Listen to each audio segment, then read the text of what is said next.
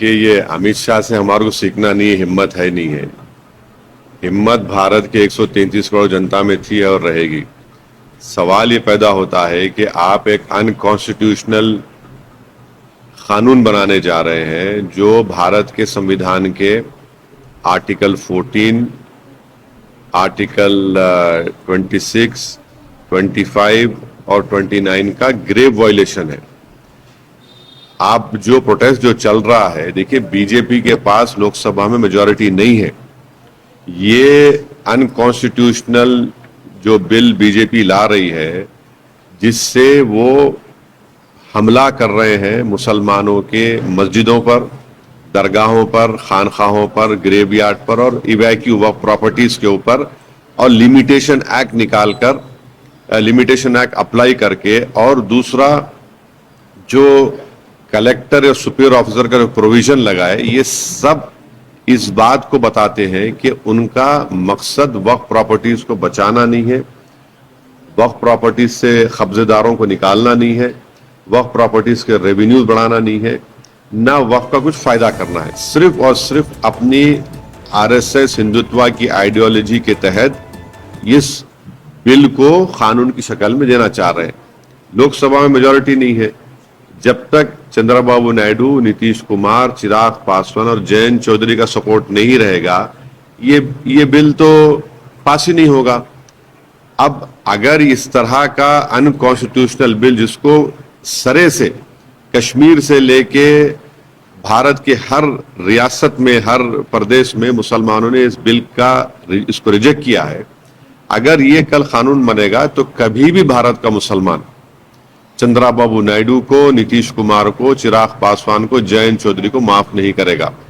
क्योंकि वो अगर सपोर्ट कर रहे हैं बीजेपी को, इस तरह से सपोर्ट, आप अपनी आंख और दिमाग के ऊपर पर्दा डालकर सपोर्ट नहीं कर सकते, जिससे मुसलमानों के मस्जिदों को, दरगाहों को, खानखाहों को छीन लिया जाएगा। और ये बार बार जो बीजेपी की तरफ से प्रोपेगेंडा होता है, नहीं नहीं इसमें कुछ नहीं है। आप एक बात बताइए, हिंदू एंडोमेंट बोर्ड में, गुरुद्वारा प्रबंधक कमेटी में, क्रिश्चियन चैरिटेबल ऑर्गेनाइजेशंस में अगर कोई एंक्रोचर 12 साल से एंक्रोच करा तो क्या ओनर बन जाता? वो नहीं बनता ना ओनर। वो आप ये बिल में ला रहे हैं कि अगर कोई वक्फ की प्रॉपर्टी पर 12 साल से काबिज है तो उसको एंक्रोचर बनाएंगे, लिमिटेशन एक्ट निकाल रहे हैं आप। हरियाणा, पंजाब में और भारत के कोने कोने में इवैक्यू वक्फ प्रॉपर्टीज है, उसका आप सेक्शन निकाल दिए हैं, ओमिट कर रहे हैं। तो आप क्या करेंगे? आप कब्जा कर लेंगे वो इवैक्यू वक्फ प्रॉपर्टीज को। तीसरा, जितने भारत में हिंदू धर्म के बोर्ड हैं, क्रिश्चियन धर्म के बोर्ड हैं, सिख गुरुद्वारा के बोर्ड हैं और मुसलमानों का वक्फ बोर्ड मुस्लिम धर्म का है, ये उसी धर्म के लोग उसके मेंबर बनते हैं। अब बीजेपी ये बोल रही है कि मुसलमानों के इस वक्फ बोर्ड में नॉन मुस्लिम को मेंबर बनाएंगे। क्यों बनाएंगे भाई आप नॉन मुस्लिम को? कि आर्टिकल 26 का वायलेशन नहीं है क्या? आप बिहार के नीतीश कुमार, बिहार में एंडोमेंट बोर्ड है, वो तो ये कहता है कि सिर्फ हिंदू ही मेंबर बन सकता, सिख नहीं बन सकता, ना बौद्ध बन सकता है। तो क्या किरण रिजिजू बुद्धिस्ट है, क्या वो मेंबर बन सकते हैं बिहार के एंडोमेंट बोर्ड में? नहीं बन सकते। किरण रिजिजू का मेंबर बन सकते बोध गया में, क्योंकि वहां पे बुद्धिस्ट और हिंदू लिखा हुआ है। तो ये अच्छा, फिर आप काशी विश्वनाथ में बनाइए, किरण रिजिजू को बनाएंगे आप? क्या किसी नॉन हिंदू को बना सकते हैं? वहां पे तो एम्प्लॉय भी, ऑफिसर जो होता, कमिश्नर, वो तो उसको हिंदू होना चाहिए। तो ये आप इस तरह का प्रोविजन ला रहे हैं। और कलेक्टर एंड अबव ऑफिसर, कौन है कलेक्टर भाई? कलेक्टर को अपॉइंट करता एग्जीक्यूटिव, और एग्जीक्यूटिव का अपॉइंटी कलेक्टर या सीनियर ऑफिसर होगा। आप इस बिल में सेक्शन 3C में बोल रहे कि अगर कोई प्रॉपर्टी पे डिस्प्यूट होगा गवर्नमेंट का तो कलेक्टर डिसाइड करेगा या सीनियर ऑफिसर। भाई प्रिंसिपल्स ऑफ नेचुरल जस्टिस ये कहते हैं कि आप अपने ही केस में जज नहीं हो सकते हैं। आप कैसे जज बना रहे हो उसको? और फिर इतना पावर आप दे रहे हैं कलेक्टर या सुपीरियर ऑफिसर को कि अगर कोई जाकर कंप्लेन कर दे कि वक्फ प्रॉपर्टी नहीं है तो कलेक्टर इंक्वायरी ऑर्डर कर देंगे। जब इंक्वायरी ऑर्डर करेंगे तो वो प्रॉपर्टी वक्फ की नहीं रहेगी। मजाक है क्या? इंक्वायरी पे प्रॉपर्टी वक्फ नहीं रहेगी और कलेक्टर क्या करेगा? इंक्वायरी ऑर्डर कर देगा और मुकम्मल नहीं करेगा उसको, तो मैं तो वक्फ प्रॉपर्टी से महरूम हो गया। और ये जो पूरे देश में जो बीजेपी आरएसएस जो एक झूठा प्रचार कर रही है कि हर जगह डिक्लेयर कर सकते, नहीं कर सकते। मेरी प्रॉपर्टी को ही मैं वक्फ कर सकता हूं, और उसका गजेट नोटिफिकेशन कौन इशू करता है? उस स्टेट का चीफ सेक्रेटरी इशू करता है। गजेट नोटिफिकेशन जो होता है गवर्नमेंट का होता है, तो गजेट नोटिफिकेशन तो गवर्नमेंट इशू करती है। और एक बात समझिए आप, अमित शाह जिक्र करते हैं दिल्ली के 123 प्रॉपर्टीज का, और बार बार हवाला देते सच्चर कमेटी का बीजेपी वाले इस बिल के ताल्लुक से। उसी सच्चर कमेटी में कहा गया कि दिल्ली के 123 प्रॉपर्टीज, सच्चर कमेटी ने कहा ये वक्फ की प्रॉपर्टीज है, और 2007 में सच्चर कमेटी ने कहा कि उसकी मार्केट वैल्यू 3000 करोड़ है। आज हम 2025 में आ गए, आप अंदाजा लगा लिए कम से कम 10,000 करोड़ की प्रॉपर्टी है। तो कैसे? अच्छा, दिल्ली वक्फ बोर्ड में उसका गजीट है, सब है कि वक्फ प्रॉपर्टी है।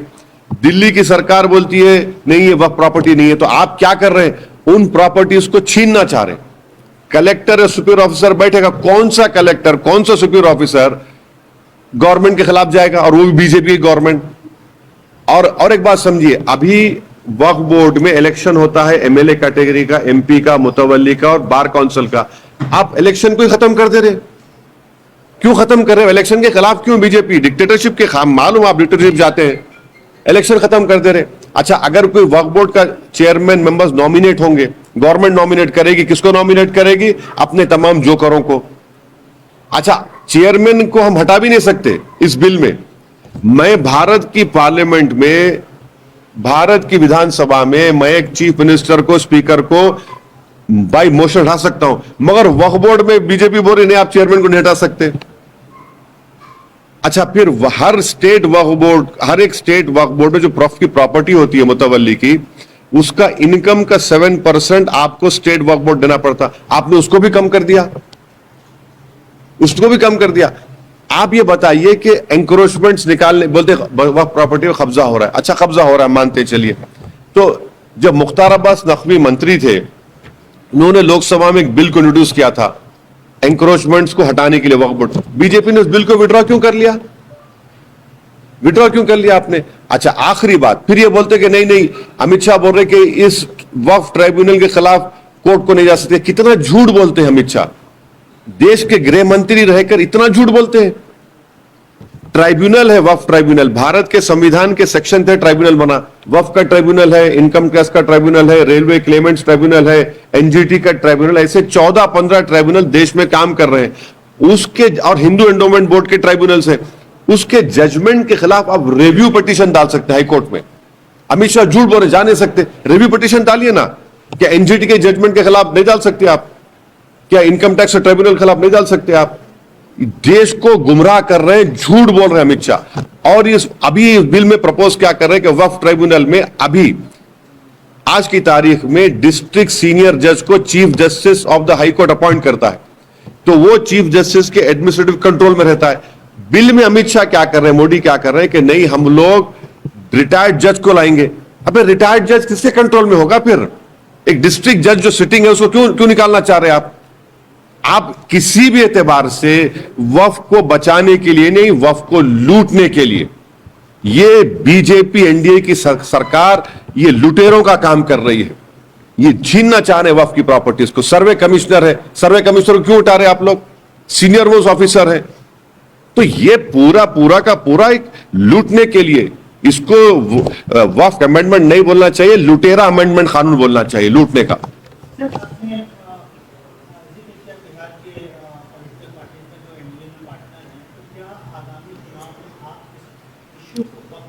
देखिए नहीं, देखिए ये चुनाव का इशू नहीं है, ये भारत के संविधान की सॉवरेनिटी का, सेपरेशन ऑफ पावर्स का इशू है, फंडामेंटल राइट्स का इशू है। आपके पास लोकसभा में मेजॉरिटी नहीं है और मोदी बैसाखियों पर सरकार चला रहे हैं, नीतीश कुमार के, चिराग पासवान के, चंद्रबाबू नायडू के और जयंत चौधरी के। ये लोग कैसा अपना मुंह लेकर जाएंगे बिहार में, आंध्र प्रदेश में और उत्तर प्रदेश में? आप एक गलत अनकॉन्स्टिट्यूशनल कानून बनाने जा रहे हैं जो मस्जिदों को छीन लेगा, दरगाहों को छीन लेगा, खानखाहों को छीन लेगा। इवैक्यू वक्फ प्रॉपर्टीज का सेक्शन उड़ा दिया आप। पंजाब हरियाणा कई जगह पर उससे रेवेन्यू आता है, तो कहां जाएंगे इवैक्यू वक्फ प्रॉपर्टी? बताइए आप। कोई एक प्रोविजन तो बताइए। आप कोई प्रोविजन बता रहे हैं नहीं, हम वक्फ, अच्छा ये पूरा झूठ बोलते नहीं, जहां पर किसी को डिक्लेयर कर सकते। भाई साहब, जितनी प्रॉपर्टी है वक्फ की, वो हमारे बुजुर्गों के गाढ़े खून की कमाई है, और स्टेट गवर्नमेंट उसका गजीट इशू करती है। और आप बोल रहे कि ये कर दिए वो कर दिए। हाँ, एग्जाम्पल्स होंगे कहीं ना कहीं, उसके लिए ट्राइब्यूनल है, उसके लिए कोर्ट है, डिसाइड करेगा। मगर आप पूरा का पूरा वक्फ बोर्ड को खत्म करना चाह रहे हैं, आप खत्म ही कर देना चाह रहे हैं। और जो प्रोविजंस हिंदू एंडोमेंट बोर्ड में, सिख गुरुद्वारा प्रबंधक कमेटी में है, वो वहां पर अच्छे हैं, तो यहां पर बुरे कैसे हो जा रहे हैं? तो वहां पर भी करिए ना आप, चलिए करिए, वहां पर भी चेंज करिए फिर आप।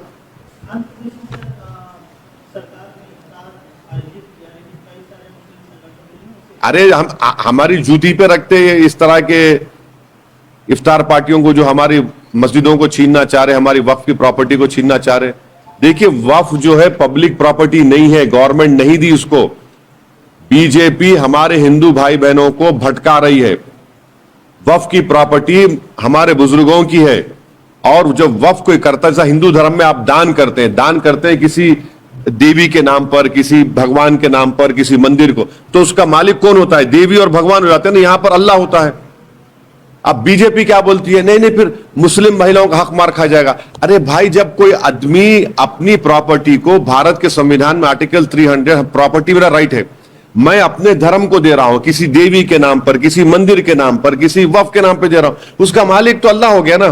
तो उसमें बेटा बेटी का हिस्सा कहां आ रहा उसमें? आज हैरत की बात यह है कि वो बोल रहे हैं कि आप ओरल गिफ्ट नहीं कर सकते। अभी ट्रांसफर ऑफ प्रॉपर्टी एक्ट जो भारत में है, उसमें प्रोविजन है कि मैं ओरल गिफ्ट कर सकता हूं, और ये बोल सकता हूं कि भाई मेरे इस बेटे को, बेटी को इतना इतना मिलेगा। मगर बीजेपी क्या करी? एक्ट है, मगर मैं ओरल गिफ्ट नहीं कर सकूंगा वक्फ के लिए। अरे भाई, एक्ट है ना, कानून है, तो अप्लाई होना चाहिए। तो इसमें कोई प्रोविजन मुसलमानों के वक्फ प्रॉपर्टीज को बचाने के लिए, इंप्रूव करने के लिए नहीं। अच्छा, अगर कोई वक्फ प्रॉपर्टी कोई फ्रॉडुलेंटली बेच देता था, प्रोविजन क्या था 95 एक्ट में? तो उसको 2 साल की सजा और नॉन बेलेबल, आप उसको बेलेबल कर दिए, सिंपल इंप्रिजनमेंट कर दिए। तो बचाइए कौन सा? मेरा बीजेपी वालों को बोलना है कि झूठ क्यों बोल रहे हैं आप, और वो भी गृह मंत्री झूठ बोल रहे हैं। तो आप कोर्ट को जाइए। अरे कोर्ट को क्यों जाएंगे? जब आप अनकॉन्स्टिट्यूशनल कानून बनाएंगे, कोर्ट को जाइए। आप बनाते क्यों सा कानून जो कोर्ट को जाने के लिए कानून बनाते? क्या आप? सर, बीजेपी का खाली ये कहना है कि वो डराया जा रहा है, और मुस्लिम खतरे में नहीं, बल्कि आपकी वोट बैंक की राजनीति खतरे में। इतना सब बोलने के बाद भी हम आप सुन ले, इतना एक एग्जाम्पल देके बोला हूं। इतने आपको मैं अभी जो बोला हूं ना, कम से कम 15-20 अमेंडमेंट्स के बारे में बोल दिया हूं मैं आपको। ठीक सर, थैंक यू।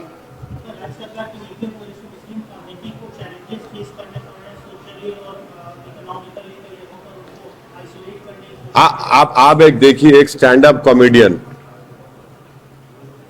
किसी एक वीडियो बनाता है, बोलता है गद्दार बोलता है, आप आसमान सर पे उठा लिए।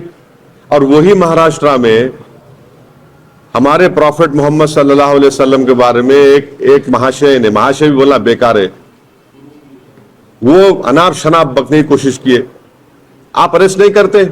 माने आपको अगर कोई गद्दार बोलेगा तो आपको तकलीफ हो जाती है। अरे भाई, इस देश में सबसे बड़ा गद्दार वो है जो भारत के संविधान से खिलवाड़ कर रहा है, इनको गद्दार बोलना चाहिए। रूल ऑफ लॉ का अगर आप वायलेशन करेंगे तो आप गद्दार ही हुए ना। यानी आप पे कोई नाम तो नहीं लिया कुणाल कामरा, मगर आपने ले लिया अपने आप पे, माने आपकी इज्जत बड़ी है। हाँ, और जो हमारे प्रॉफिट मोहम्मद सल्लल्लाहु अलैहि वसल्लम बारे में बोल रहा, उसका मामला कुछ भी नहीं है।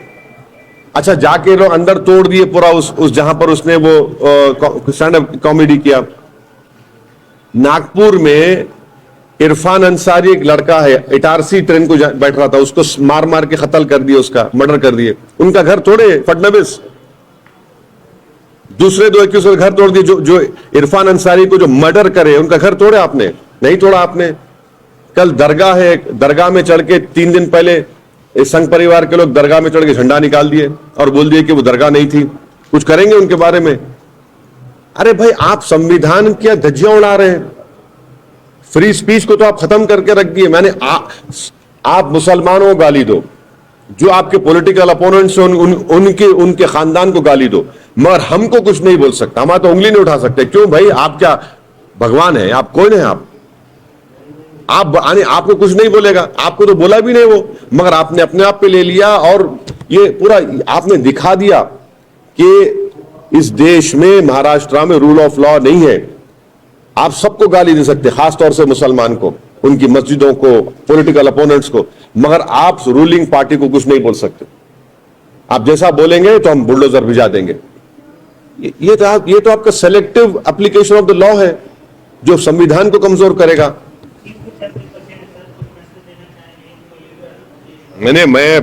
हम सबको ईद की मुबारकबाद पेश करते हैं, और हम एक ही लाइटर वेन बोल रहे हैं कि कोई किसी को जबरदस्ती शीर खुरमा ना पिलाए।